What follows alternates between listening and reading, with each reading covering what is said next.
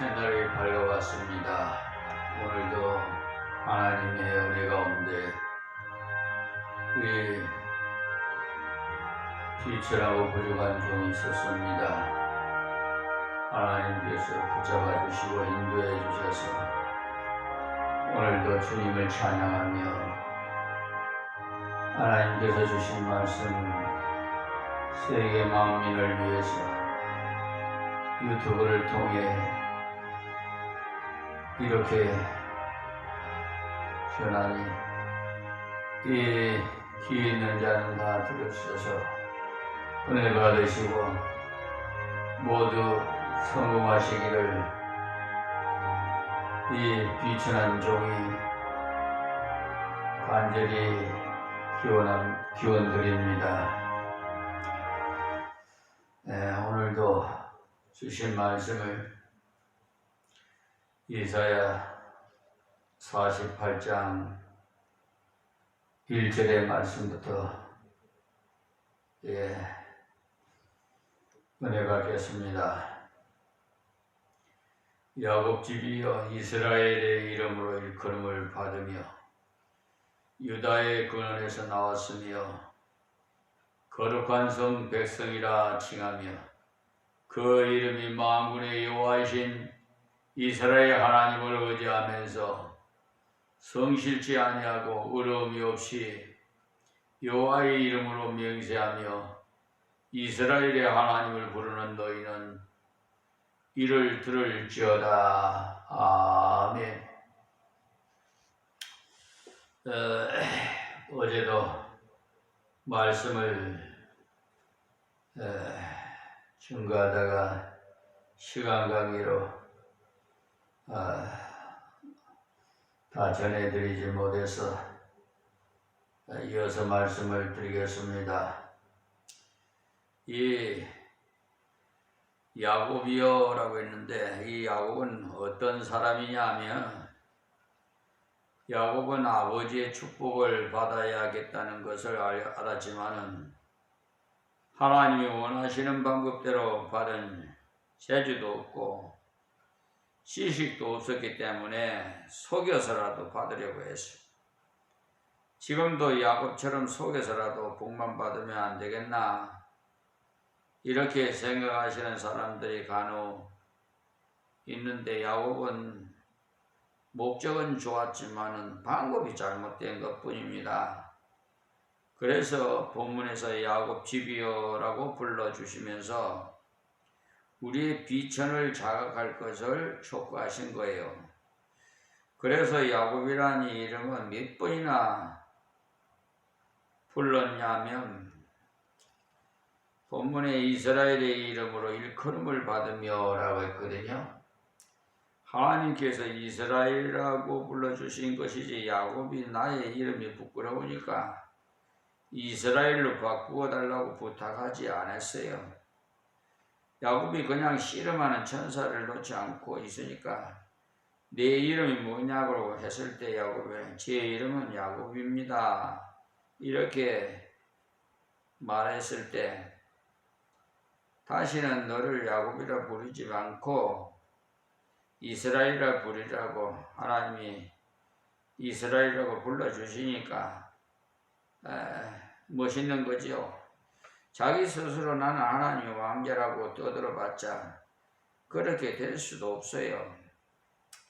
그런데 하나님께서 너는 나의 왕자다 하시니까 황송스럽기가 그지없지요. 하나님의 왕자라는 것은 하나님이 귀히 여기시는 존재다 이 말씀입니다. 하나님이 보석같이 여기는 자라는 거예요. 그래서 여기에 우리 제사장들이 보면은 가슴에 위 앞에 보면은 흉패를 이렇게 붙이는데 그 흉패에 보면은 보석 12개를 다듬어서 12지파의 인을 새겨 그렇게 새기듯이 붙이게 했어요. 그것은 하나님께서 이스라엘 한 지파 한 지파를 보석처럼 귀히 여긴다. 그 의미가 담겨 있습니다. 야곱이 천사에게 축복하지 않으면 가게 하지 않겠나이다라고 했는데 그 말은 하나님 은혜 아니면 자기는 못 산다는 거죠. 자기 무능을 철저히 말씀드린 것 뿐입니다. 그때 하나님께서 너는 이스라엘이라고 일컬어 주셨지요. 야곱이 자기 비천을 인정했을 때, 또 하나님의 전능하심을 인정했을 때 이스라엘이라는 이름을 받았습니다. 이 두 가지를 깨닫는 것이 신앙이 자라는 가장 큰 비결이 되겠습니다. 하나님의 그 위대함과 자기 비천의 그 격차를 크게 느낄수록 믿음이 자라요. 자신은 힘이 부족하나 하나님의 능력은 힘이 크시다는 것을 깨달을수록 더 많이 하나님께 전폭적으로 의지하기 때문에 그렇습니다. 야곱은 천사와 씨름하다가 한도뼈가 이걸렸죠. 그래서 이제는 인간적인 힘은 전혀 못 쓰게 됐어요. 저 역시도 이렇게 야곱처럼 한도뼈 이상이 있어서 하나님 은혜로 수술을 받고 지금 이렇게 섰습니다만 기적입니다. 하나님의 은혜가 아니면 이 자리에 설 수도 없어요. 왜냐하면 장기 요양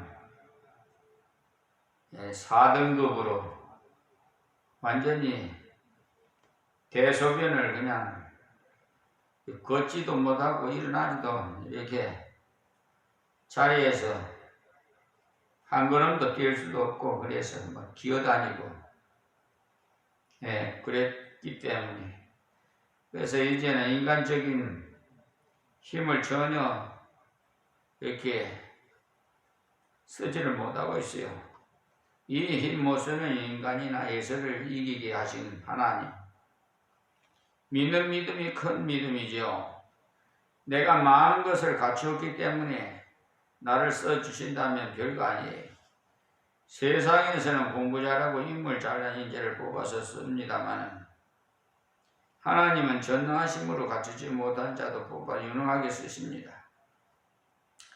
특출함이 전혀 없는데도 특출한 자이심을 쓰시는 하나님이시죠. 그분이 야곱을 이스라엘이라 일컬어 주셨기 때문에 그대로 된 것입니다.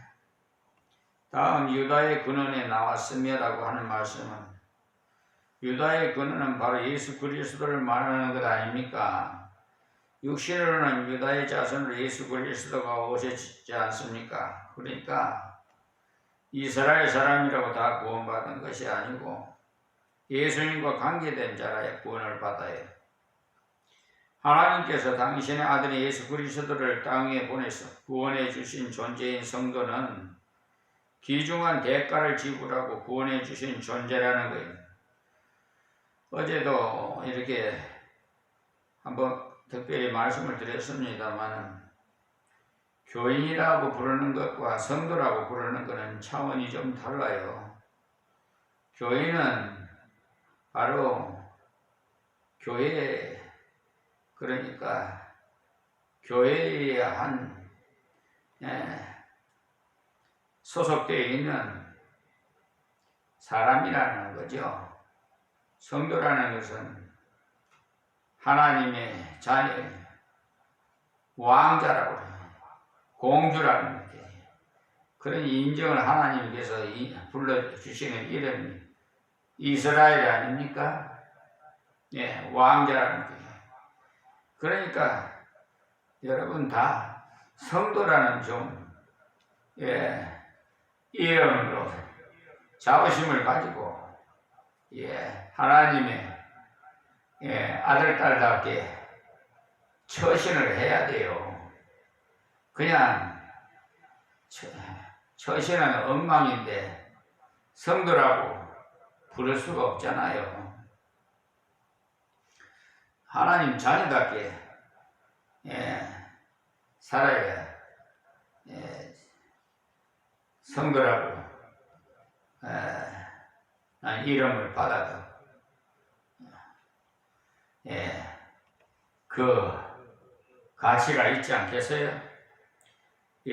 우리를 귀하게 보시는 이유가 하나님이 지불하신 대가를 바르게 받아들였기 때문에.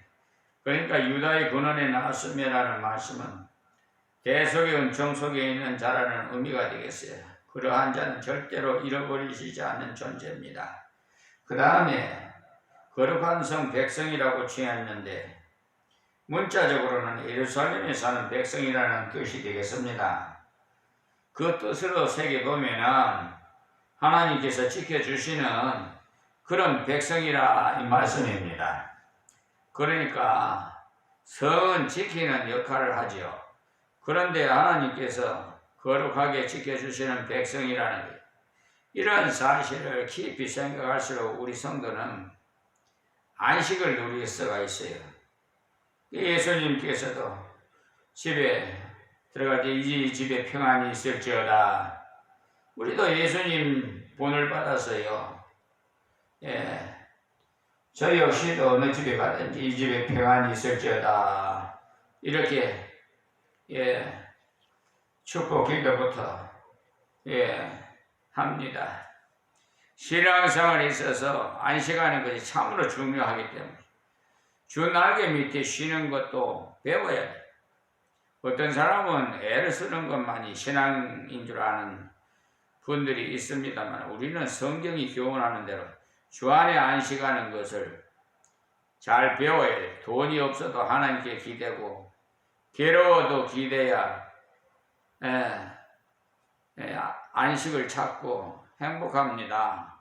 그래서 항상 저는 가진 것 없어도 누릴 것 없어도 이 몸도 하나님 것이니까 얼마나 행복합니까? 저는 날마다 그래요. 행복하게 하나님 행복합니다. 하나님께 자신을 온전히 의존하니까 지켜주시는 백성이 되겠지. 하나님 은혜로 다스려 주시는 백성이 이 사실을 바르게 깨닫는다면 아무리 부족해도 우리는 하나님께 기대지 않을 수가 없어요. 그리고 또 그 이름이 만군의 여호와신 이스라엘의 하나님을 의지하면서라는 말씀은 여기까지 이스라엘의 존재에 대해서 설명했어요.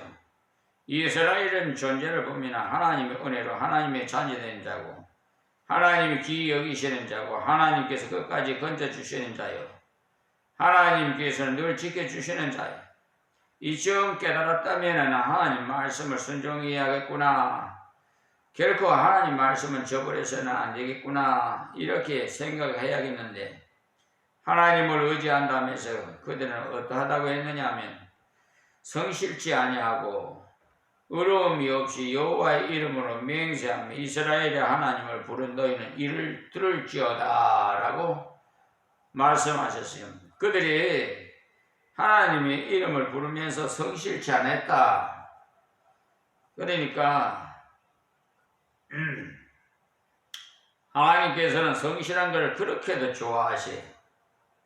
하나님께서 다윗을 보시니까 내 마음에 합한 자라고 사도행전 13장 22절에 말씀했지요. 왜 다윗은 하나님 마음에 합했느냐 하면 다윗은 그분 앞에 진실했어요. 그래서 우리 예수 믿는 사람은 진실해야 돼요. 정직해야 된단 말이에요. 그렇다고 거짓말 한 번도 하지 않았다는 뜻은 또 아니고요. 다윗은 실패했을 때도 그대로 인정하고 하나님 앞에 죄를 숨기지 않고 가지고 나갔어요. 하나님께서 그런 것을 좋아해요. 여러분이 잘 아시는 이렇게 성전에 기도하려 올라 간 세리는 주여 나는 죄인으로소이다. 나를 불쌍히 여기소서라고 했고 바리새인은 하나님이여 나는 11조를 드렸고 금식도 했고 라고 기도했다고 했지요. 그러니까 바리새인은 자랑만 하고 구하지 않았기 때문에 아무것도 받은 것도 없어요. 누가복음 18장 9절에서 14절 말씀이에요. 그러나 아무것도 의지해서 구한 것이 없었기 때문에 받은 것도 없죠. 그러나 세리는 의롭다함을 받았습니다. 그럼 나는 죄인입니다 라고 했기 때문에 하나님께서 너희 고백이 맞다고 하신 거죠. 그러나 바리새인은 자기 한 것을 쭉 내놓았지만 옳다고 하시지 않았습니다.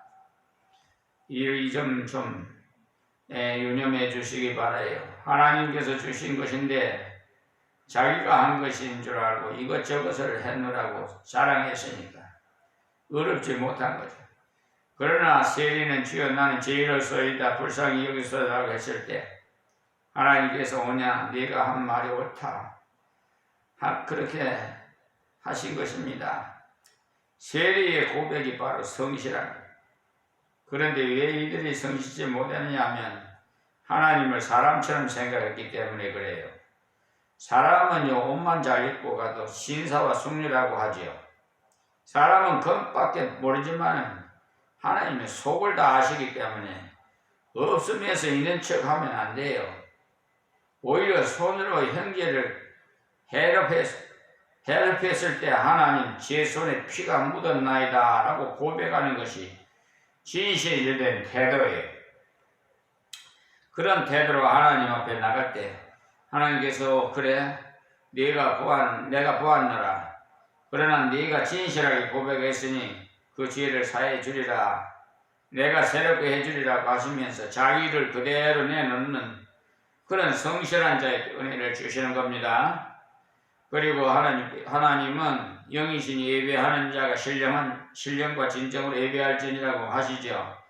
이 말씀은 죄 많은 사마리아 여인이 예수님께 그리심산에서 예배드리는 것이 좋습니까? 아니면 예루살렘에서 예배드리는 것이 좋습니까? 이렇게 물었을 때 대답하신 말씀이에요. 그 여인이 어느 장소에서 예배드리면 하나님 더 좋아하시느냐고 했을 때 예수님께서는 그리심산에서도 말고 예루살렘에서도 말라고 했죠. 사람 같으면 어느 장소에 가야 되겠지만 하나님은 영이시라. 장소가 문제가 안 된다는 거죠. 이스라엘이 성실치 못한 것은 하나님을 우상처럼 생각했기 때문에 그래요. 지금도 하나님 우상처럼 생각하는 사람이 많은데 이런 사람들 좀 깨달으시기를 바랍니다. 예수님을 믿어도 미신적으로 믿지 마세요. 어떤 사람은요, 십자가를 바라보고 그냥 우상, 십자가를 바라보면 우상이에요.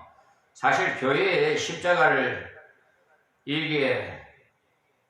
걸어 놓는 것은 다른 뜻이 아니라 교육을 시키기 위해서 걸어 놓은 거지, 다른 뜻이 아닙니다. 제일 위에는 하나님, 제일 밑에는 나고, 그래서 하나님과 나와의 관계는 똑발라야 돼요. 그리고 가로로 지기는 가로로 되어 있는 것은 나와 이웃이에요. 그래서 우리나라가 남존여비 사상이 복음화가 들어오면서 없어졌어요. 근데 요즘은 여성 상위 시대가 돼가지고 거꾸로 돼가고 있어요. 지금 끼울고 있어요. 이거는 하나님의 법칙을 위반하기 때문에 하나님 기뻐하시지 않는다는 것만 참고해 주셨으면 좋겠습니다. 언제까지나 하나님께서는 남편을 주같이 섬기라고 했지요. 하나님 말씀을 좀 보시면은 여러분이 깨달을 겁니다. 그리고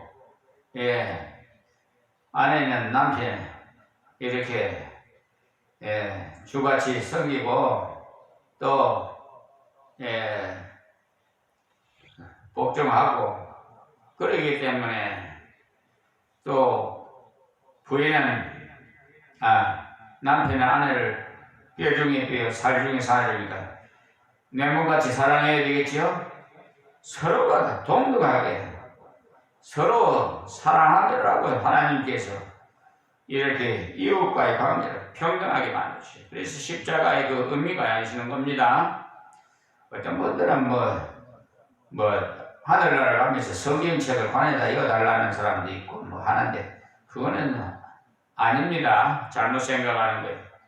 하나님께서는 너희들이 나를 의지하거든 성실한 자가 되어라 하십니다. 그러나 우리에게 근본적으로 성실이 없어요. 예수님은 말씀하시고 내가 곧 길이요 진리요 생명이라고 했죠. 주님을 가까이 해야만 진리의 길을 진실되게 걸어갈 수가 있어요. 주님을 가까이 할수록 하나님이 내 모습 이대로를 좋아하신다는 것을 알기 때문에 기도할 때는 꾸미는 말을 쓰지 마시고요. 솔직하게 기도하십시오. 근데 자꾸 꾸미는 말을 많이 쓰면은 하나님께서 얘야 그만 본론으로 들어가라고 하실 줄 몰라요. 여러분이 아버지에게 의논코자 들어가서 나를 낳아주시고 길러주시느라 수고하신 아버지 이런 식으로 쭉 늘어놓으면 얘야 간지럽다 용건을 빨리 말해라고 하시지 않겠어요? 그러나 어려운 사람 앞에 가서는 형용사가 많아야 하겠죠. 그것은 관계가 멀기 때문에 그렇습니다. 그러나 가까운 사람이 사이에는 어쩌고 저쩌고 할 필요 없이 본론이 중요해요. 의로움이 없이 했는데 이스라엘은 하나님 앞에 성실치 않을 뿐만 아니라 의로움도 없었어요. 사실 진실치 않으니까 의로움이 없는 거죠. 참 사기꾼이요. 자기가 사기꾼이니까 남도 사기꾼인 줄 알아요. 그러니까 자기가 마음이 시커머니까 다른 사람도 마음이 시커먼 줄 안단 말이에요. 성경은 의인은 믿음으로 살리라고 했는데 믿음이 바로 진실 아닙니까? 하박국 선지자는 2장 4절에 보라 그의 마음은 교만하며 그의 속에서 정직하지 못하니라. 그러나 의인은 그 믿음으로 말미암아 살리라고 하신 말씀에서 그 옆에 보면 이자가 쓰여있고 밑에 줄을 달아주는 것을 보면은 진실함으로라고 기록되어 있어요. 그러니까 이 말씀이 신약에 로마서 1장 17절에 인용이 된 말씀인데 그 로마서 1장 17절에 인용이 되었는데요. 믿음으로 사는 것이 바로 진실함으로 사는 것을 말해요. 그래서 믿음과 진실을 성경을 기록한 히브리어나 헬라어는 같은 철자를 썼어요. 그러니까 이들은 성실치 않으니까 의가 없는 거죠. 자기가 진실하지 못하니까 하나님을 신뢰함으로는 의가 없는 거죠. 사실 우리 스스로는 그 누구도 의롭게 되지 못합니다. 그런데 왜 의로움이 없이라고 하셨느냐 하면은 이들이 하나님을 믿는 진실한 믿음이 없었기 때문에 그렇습니다. 이스라엘이 하나님 부르는 너희는 이를 들을지어다 그러죠. 이들이 믿음을 없으면서 하나님을 자꾸 불러요. 그래서 너희들이 부를 바에는 옳게 불러라고 하신 겁니다. 하나님을 부를 때는요 올바른 지식을 가지고 믿음으로 불러야 되지 형식적으로 가시적으로 불러서는 오히려 망령이 하나님 이름을 망령되이 하지 말라고 했잖아요. 오히려 죄만 지어요. 가증스러워요. 토해버려요. 너희들이 올바른 믿음을 가진 진실한 자가 돼서 나를 부르라고 하셨어요. 지금도 이 두 가지를 가지고 기도해야 돼요. 가식적으로 기도하는 것은 전혀 소용없습니다. 하나님은 그 가식을 다 아시기 때문에 우리 생각조차도 다 알고 계세요. 하나님 앞에는 조금도 감출 수가 없어요. 속일 수도 없고 진실하게 기도해야 돼요. 그리고 믿음으로 기도해야 돼요. 믿음으로 기도하지 않으면 하나님 들으시지 않죠. 야고보서 1장 5절에서 8절의 말씀에 기록되어 있습니다. 들어줄 능력이 부족해서가 아니고요. 믿지도 않는데 이루어주시면 받고도 하나님이 주신 줄 모르고 어쩌다 보니까 잘 되었다고 함으로써 하나님께 영광이 돌아가지 않기 때문에 그래요. 그 때문에 믿음이 없이 드린 기도는 들어주시지 않습니다. 다음 3절 말씀이에요. 여호와께서 가라사대 내가 이쪽에 장래사를 보았고 내 입에서 내어 보였고 내가 호련히 그 일을 향하여 이루었느니라. 아멘. 하나님께서 모세를 통해서 창세기로부터 기록하게 했는데요. 이사야를 기록할 때는 창세기로부터 시작해서 신명기까지 모세오경은 다 기록되었을 때입니다. 근데 여러분이 창세기부터 신명기까지만을 읽어봐도 예언의 말씀이 대단히 많음을 알 수가 있어요. 하나님께서 아브라함 시대에 너희 후손이 애굽에 가서 400년 종살이 하리라고 예언하셨더니 그대로 종살이 했고요. 내 백성을 애굽에서 부르리라 하시더니 불러내셨죠? 창세기 15장 13절에 16절에 기록되어 있습니다. 그러니까 말씀하신 그대로 다 되세요. 지금도 현재 진행 중에 있습니다. 하나님 말씀은요. 세상에 어떤 예언자가 몇백 년 후에 될 일을 예언하겠습니까? 그런데 참 유감스럽게도 한국 기독교 총연합회 회장을 역임했던 아무개 목사는 100년 후에 딱 한 사람 말만 듣는다고 하면서 하나님 까불지 마. 하나님 내 손에 죽는다고까지 합디다. 참 어이가 없어갖고 말을 못하겠어요. 분명히 뿌린 대로 행한 대로 하나님 앞에 심판받을 겁니다. 그러니까 이 말씀은 하나님께서 이미 말씀한 것이 이루어지는 것을 보고 하나님을 전능자시고 진실하신 그리고 신실하신 분으로 믿으라는 거예요. 때문에 하나님을 믿을 때는 이렇게 성경에 이렇게 기록된 말씀대로 믿어야 돼요. 그러니까 기도하실 때 하나님 말씀을 붙들고 기도하세요. 하나님께서 지난날에도 말씀하신 대로 고려히 이루어 주셨으니까 앞날에 대해서도 예언하신 것도 이루어 주실 것을 말씀에 근거해서 믿고 순종하라, 이 말씀입니다. 하나님께서 이쪽에 말씀을 주신 건 지금 그 말씀을 바르게 적용해서 활용하라고 주셨거든요. 그러니까 로마서 15장 4절에 보시면 무엇이든지 전에 기록한 바는 우리의 교훈을 위하여 기록한 것이니 우리로 하여금 인내로 또 성경이 아니로 소망을 가지게 함이니라고 하셨어요. 분명히 전에 기록한 것은 우리의 믿음으로 인내하며 이겨나가도록 하기 위해서 기록했다고 하셨어요. 소망을 가지고 걸어가도록 하기 위해서 기록했다고 했어요. 하나님은 말씀하신 대로 다 이루셨으니까 진실하신 분이신데 이스라엘이 진실하지 못함은 신실하신 하나님을 바라보지 않았기 때문이라는 거예요. 여러분 중에 자주 남을 속이게 되고 과장을 쉽게 해서 부품하게 되거들라.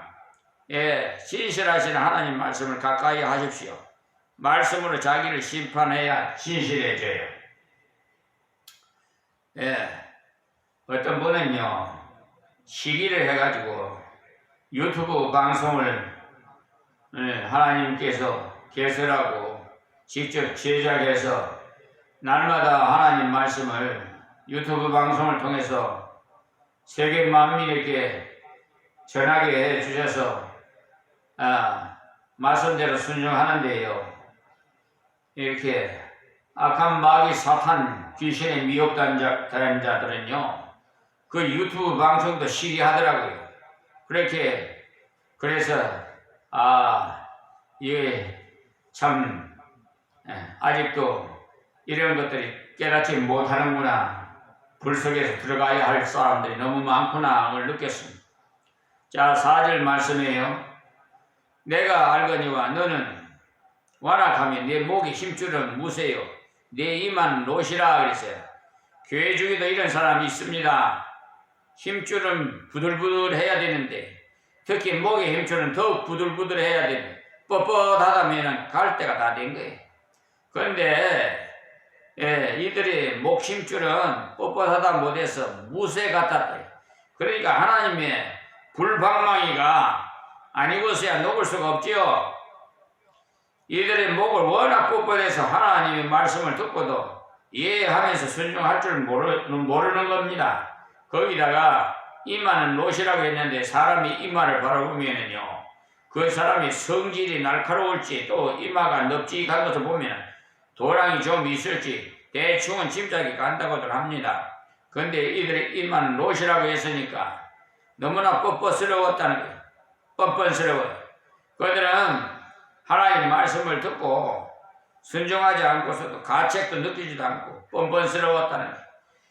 교회 안에서도 이런 뻔뻔스러운 사람이 있는데 이런 사람은 신앙이 자라지 않습니다.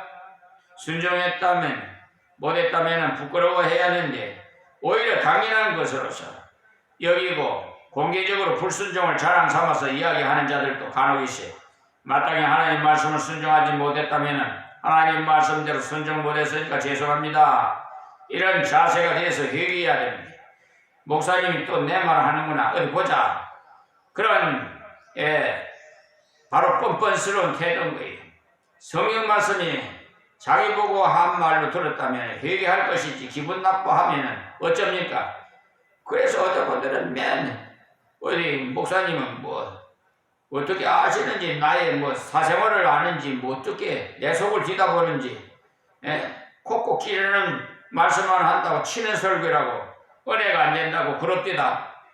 그것이 사실은 하나님께서 사랑해서 주시는 말씀인데 홍 목사가 감정이 돋아서 치는 설교를 하더라도 회개하는 것이 좋아요. 목사는 하나님의 종인데 하나님 뜻대로 설교하지 않고 감정이 돋아서 설교를 하면 하나님이 간섭해요. 그러나 듣는 나는 회개하는 것이 옳아요. 치는 설교였지만 내게 준 말씀이니까 말이에요.